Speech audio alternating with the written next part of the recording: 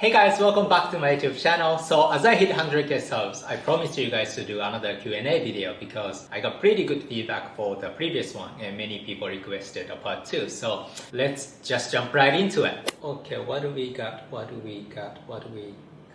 Okay, as grass is increasingly becoming legalized in the Western world, how do young people in Japan perceive the grass? Heard in Japan it is highly illegal.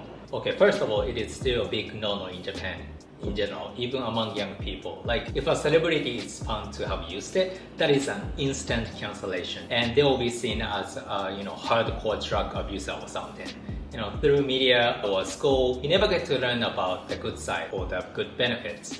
We are only exposed to possible side effects, some of which are completely fake even.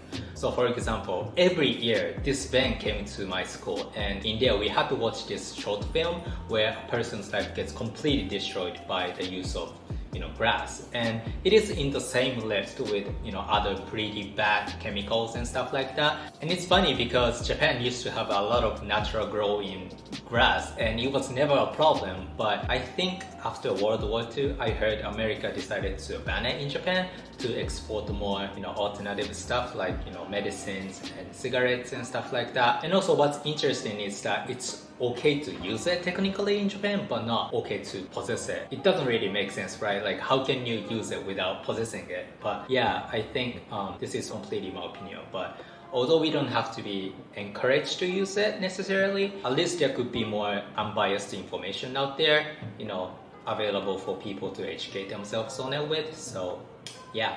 Okay, the next question is, what are the things you like the most about Japan? Things you missed about your home country when you're living abroad?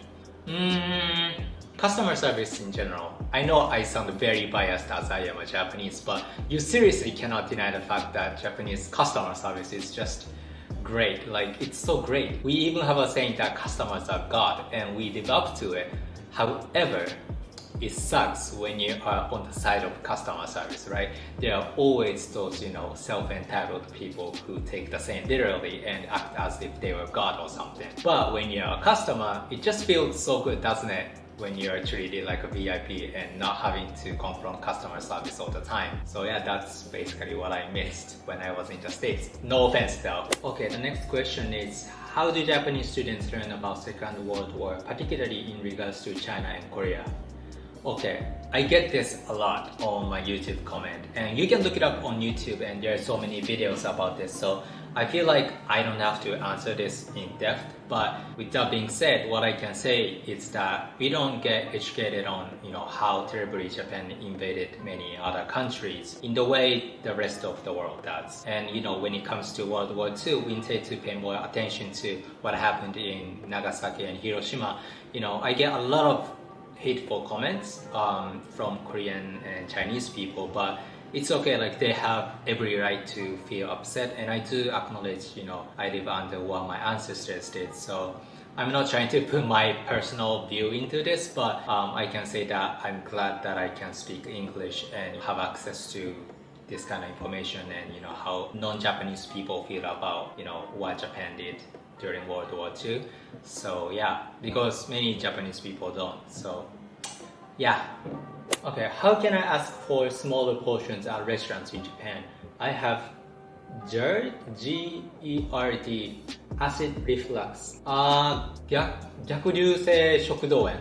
It's a long word, isn't it? And usually have to have smaller food portions. I do not want to appear rude by leaving food on my plate. I went last year and struggled with this. Thank you.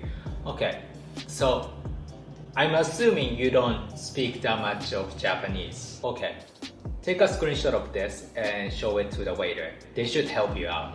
And if you do speak Japanese, you can just read it out. So yeah, I'm sorry I can't really help you. Yeah, but that's the least I can do. Okay, I kind of wanted to know how Japanese people really feel when they see foreigners being obsessed with Japan. Okay, be honest, do you feel proud? Like, oh gosh, I'm so lucky I was born in the best part of the world.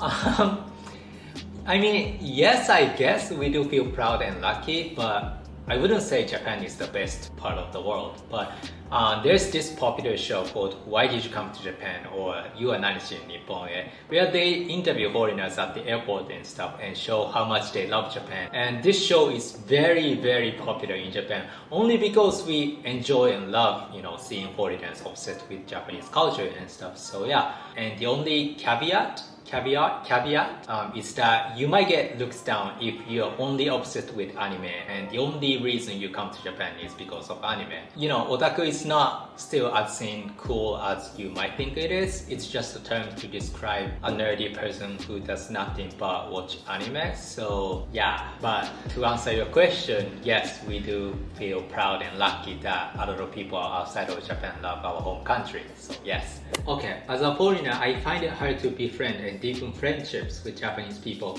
I do have Japanese friends, but our friendships are mostly surface level. Any insights to why that is and how I can do better? This is funny because I kind of feel the same way towards my relationships with foreign friends. And I used to think that it's because of my language proficiency. I used to think that the better my English gets, the deeper of a friendship I can get, kind of. But I realized that looking back, it was way easier to make friends for me when my English was even more crappy than now.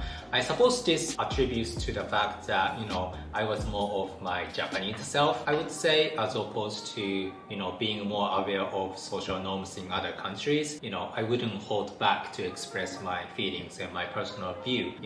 So I don't know if this helps, but be yourself, and you don't have to Japanize yourself in order to make Japanese friends. So yeah, good luck.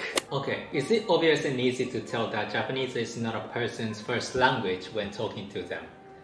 Yeah, it's pretty obvious, and many people don't realize how significant of a role the intonation plays when it comes to sounding like a native.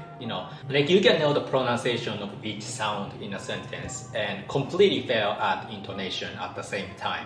Okay, I'll give you an example. So thank you in Japanese is arigato or arigato if you're from Kansai like me. But if you say something like arigato, even though the pronunciation of each letter, like arigato, is correct, but the intonation is off, and that would tell that you're not native. But what's more important is that, Japanese is not a tonal language like Chinese or Vietnamese. So, こんな風に日本語のイントネーションで話しても、こんな風に外国人っぽいイントネーションで話しても、you can get your points across. So don't let it bother yourself too much when you study Japanese. Okay, this next question. I somehow get this question all the time, but the question is, what do Japanese think of Latino Americans? I kind of avoided this question because I wasn't sure if there was any kind of, specific image that we have towards, Latino Americans, but I think one image that I could think of that Japanese people have is that they are attractive. We say Latin-ke bijo or Latin-ke ikemen danshi or something like that. They are very attractive because they have more distinctive facial structures. So I hear many Japanese people say they are tigers, Latino Americans or Latino people in general. So yeah, that's the only thing that I can think of. Is incest between mom and son a real thing in Japan? I know I asked a really weird question. Yes, you did. I don't know how common it is simply because, I don't imagine people telling that casually to others even if they did have that. But if you think about it, it's kind of obvious that many people fantasize about it. Many Japanese people fantasize about it, knowing there are so many videos that setting of which is about that. Do you get what I'm saying? To me, it's the biggest turn off. I honestly don't know how people could go, oh, between mom and son, let's watch it. Like, whenever I see it, I'll just scroll down. But I guess it is a thing for some people, yeah. Okay, what are some specific traditions, ideals, or things you think should absolutely be gone in Japan? The mindset of rentai sekenin. So rentai sekenin is a group responsibility if you would directly translate it. Okay, I'll give you an example. So this happens in school a lot. And so when I was in high school, I was in soccer club, right? And one day, my senpai got caught reading manga during class, which is a big no-no in Japanese school, and the entire team has to pay for it. Instead of, practicing soccer, which is what we're supposed to do and what we want to do, we had to do track running all day long as a punishment. And my friend who was in a basketball team had to shave his head completely bald because one of his members got caught bringing his phone to school, which was also banned in my school. So yeah, this kind of way of punishing the entire group for an individual's fault is called Antisecondary. I think this is such a bullcrap mindset which only suppresses people with fear. So yeah, it should be gone, I think. Yeah. Can you tell the distinctive difference between different Asians without hearing them talk? Like in a group of Asians, can you tell who might be Japanese, Korean, Chinese, and Vietnamese? Okay, so a lot of Japanese people claim that they can tell Asians apart, right? But for Korean, Chinese, and Japanese, East Asians, it's so hard for me. I think whoever says they can tell the difference is looking at only acquired features like hairstyle, makeup, and fashion and stuff like that. Without these things, I am clueless. Like literally, I can't tell. So if I was to look at, someone who's completely bald, naked, and with no makeup on, I don't think I can tell. Or anyone can tell, I don't think. How do Japanese people feel about Asian Americans? Okay, I'm sorry if this offends you, but to be completely honest, I think a lot of Japanese people, when they think of Americans, they would think of any race but Asian, like black people, white people, and brown people. So if you are Asian and you say you're from America, it might be a little bit confusing to, Japanese people in general. But to me personally, I didn't know how diverse America was until I got there. And I think they're very cool. They are, a lot of them are, bilingual. They go through a lot of shit as a minority and they have a lot of, unique backgrounds. So yeah. But interestingly, I don't have any friends who are Japanese Americans. So yeah, I would love to have a conversation with them and see, how different we are, like how similar and different we are. I really wanna do that. So if you are Japanese American, please hit me up. Okay, what are some things that foreigners, more specifically Americans, do say have that really surprises Japanese people?